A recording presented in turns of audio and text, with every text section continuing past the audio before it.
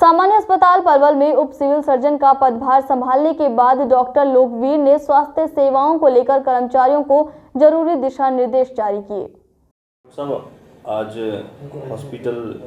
Charge संभाला है, तो किस तरह से अब आगे का रहेगा हॉस्पिटल में, किस तरह की नई गतिविधियां होंगी, कई सारी चीज़ों की जो दिक्कत चल रही थी हॉस्पिटल में उनको किस तरह से दूर करने की प्लानिंग की जाए। मैं आपको बताना चाहता हूं कि मैंने 12 फरवरी को एज इंचार्ज यहाँ पर ज्वाइन कर लिया था सिविल हॉस्पिटल पलवल में, और उसके बाद से ही मैंने उसी दिन भी राउंड लिया था और कल भी राउंड लिया और आज भी राउंड लिया है।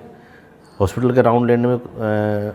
काफ़ी जगह तो ठीक मिला है, लेकिन जो दिक्कतें आ रही हैं जो आपने बता रहे हैं वो दिक्कतों का भी मैंने बाकायदा कंसर्न एम्प्लॉय जो इंचार्जेज़ हैं उनको बुला के उसके निस्तारण के लिए बाकायदा एक प्लानिंग की है। आज मैंने ब्लड बैंक का, लैब का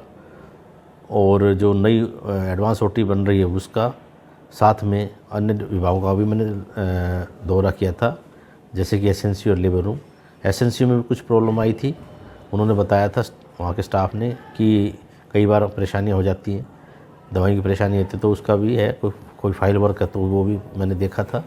इसी तरह लेबर रूम का भी कुछ थोड़ा था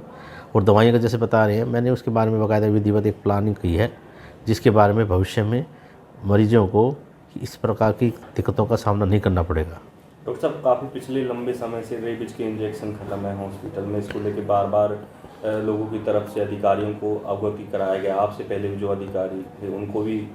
जानकारी दी गई, लेकिन इंजेक्शन नहीं आए। अच्छा, मुझे इस बारे में जैसे आप बता रहे हैं इसके बारे में भी मैंने जो हमारे जो चीफ फार्मासिस्ट हैं सिविल हॉस्पिटल पलवल के, उनसे बात की है और वो इस बारे में मैं आपको विश्वास दिलाता हूँ कि भविष्य में इसके बारे में कभी भी मरीजों को कोई परेशानी नहीं होने दूंगा। एक डॉक्टर साहब, अल्ट्रासाउंड को लेके बड़ी भीड़ रहती है हॉस्पिटल में, लोग बाहर से भी अल्ट्रासाउंड कराते हैं, तो क्या इसको लेके कोई प्लानिंग है कि ज़्यादा से ज़्यादा लोगों को लाभ मिले, क्योंकि बाहर तो बहुत महंगा हो रहा है। एक्चुअली क्या है, इसमें मैं थोड़ा सा इसमें मैं आपको बताना चाहूँगा कि रेडियोलॉजिस्ट की जो पोस्ट है वो सरकार द्वारा तो सैंक्शन की हुई है, लेकिन उस पर रेडियोलॉजिस्ट कोई आने को तैयार नहीं है। अब उसके बारे में पहले भी सरकार द्वारा कुछ समय समय पर इंक्रीज़ भी की गई है सैलरी, लेकिन फिर भी उस सैलरी पे आने को तैयार नहीं है। तो उसका एक अल्टरनेट किया गया था सरकार द्वारा कि आप एम्पैनलमेंट कर लीजिए बाहर, और एम्पैनलमेंट में हमने जैसे कि पता ही आपको कि हमने बाहर 2 अल्ट्रासाउंड सेंटर्स को एम्पैनल किया हुआ है और सरकार द्वारा ही निर्धारित जो पैसा है उसी पे वो अल्ट्रासाउंड कर रहे हैं। तो मानता हूँ कि ये सरकार का इसमें जो